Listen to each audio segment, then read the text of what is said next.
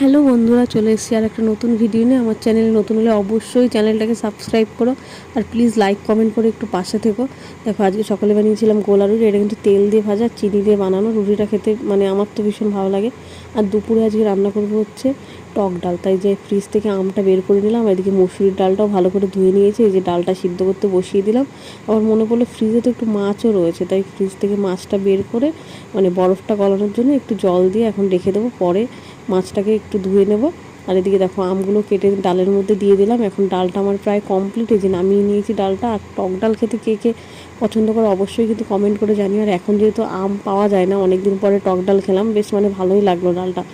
আর আমি ডালে শুকনো লঙ্কা আর সর্ষে দিয়ে ফোড়ন দিয়ে রান্না করি, ভালোই লাগে খেতে। আর এদিকে সেই মাছটা ধনেপাতা দিয়ে একটা ঝাল টাইপের করেছি মাছের, এটা খেতেও ভালো লেগেছে। কারণ এই মাছটা কে কে খেতে পছন্দ করে অবশ্যই বলো। এই মাছটা আমি অনেকদিন পরে খেলাম।